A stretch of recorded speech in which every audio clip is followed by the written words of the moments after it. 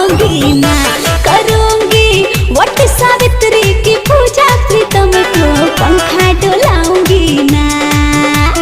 चरण धोऊंगी ना पिया के, चरण धोऊंगी ना, चरण धोऊंगी ना पिया के, चरण धोऊंगी ना।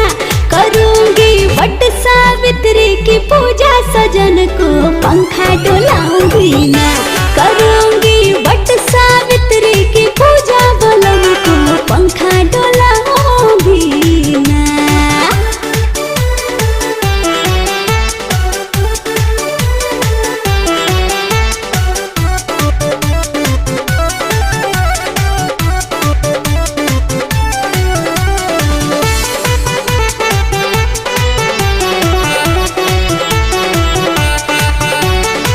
ज्येष्ठ मास की अमावस्या